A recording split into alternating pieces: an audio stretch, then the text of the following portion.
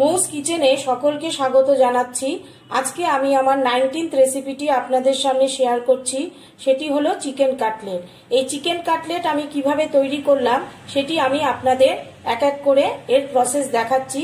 এটি আপনারা যে কোনো সময় বাড়িতে তৈরি করে ফেলতে পারেন। চিকেন কাটলেট বানানোর জন্য আমি প্রথমে দুটো আলু সিদ্ধ করে নিয়েছি। দুটো আলুকে 4 খণ্ড করে নিয়েছি। দেখুন এটা সিদ্ধ অবস্থায় আছে আলুটা।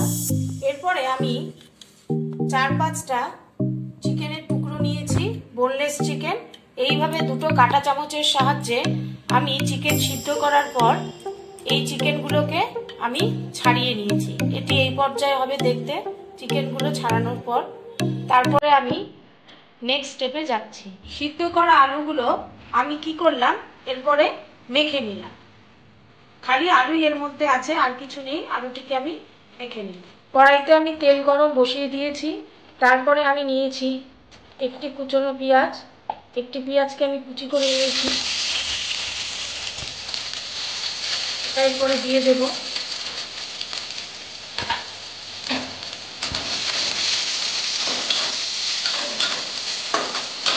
পেঁয়াজটিকে সামান্য গোল্ডেন ব্রাউন করে ভেজে নিতে হবে।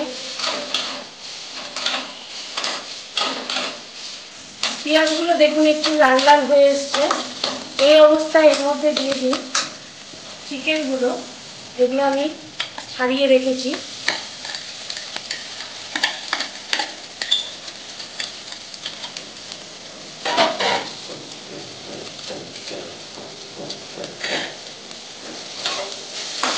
তারপরে একটু নাড়ি।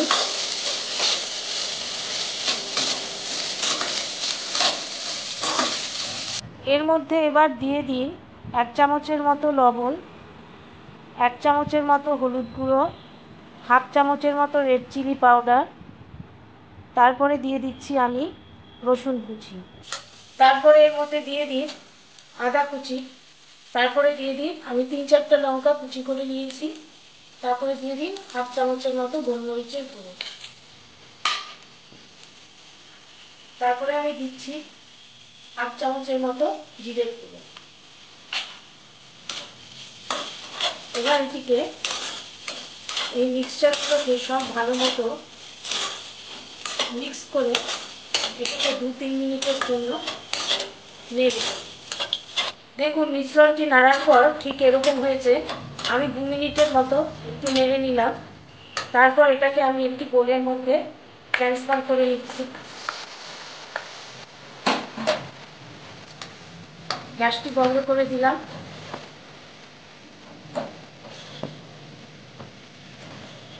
এবার পুরো মিশ্রণটি একটি বোলের মধ্যে আমি ঢেলে নিলাম।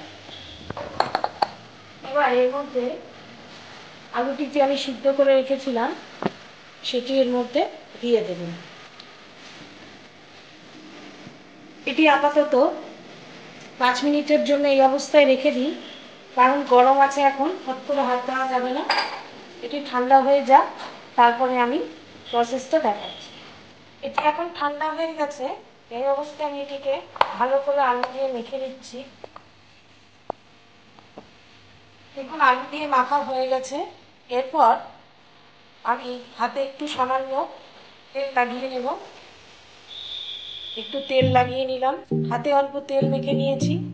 তারপরে এটি ঠিক গোল করে এরকম প্রেস করে দেবেন।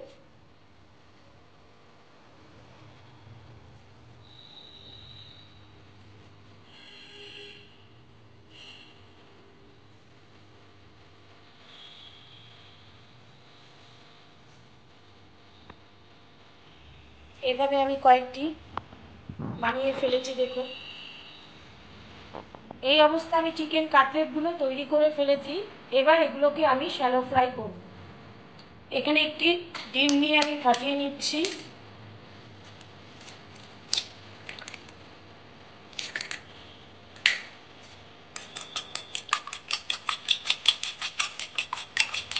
ডিমটাকে ভালো করে মিক্স করে নিই।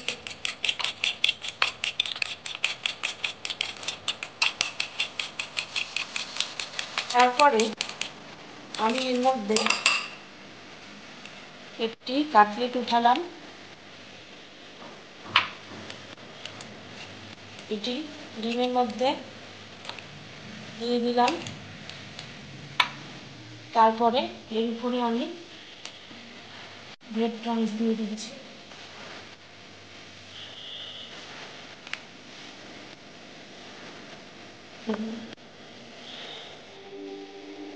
আবার আরেকটু করে দেখাচ্ছি।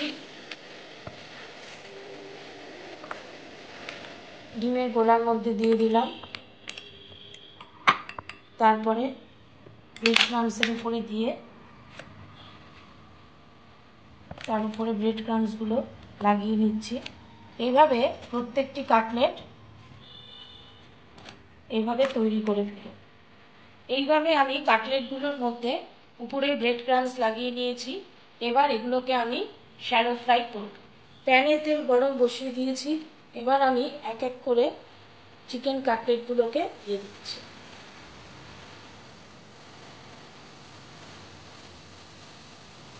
এগুলোকে মিডিয়াম আঁচে আস্তে আস্তে ভাজুন, তাহলে ভালো মতো তৈরি হবে।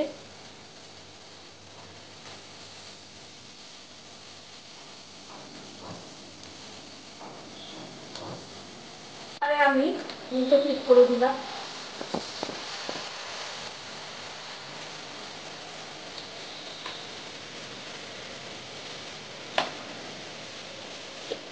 আমার চিকেন কাটলেট ভাজা হয়ে গেছে। এবার এগুলোকে আমি নামিয়ে নিচ্ছি।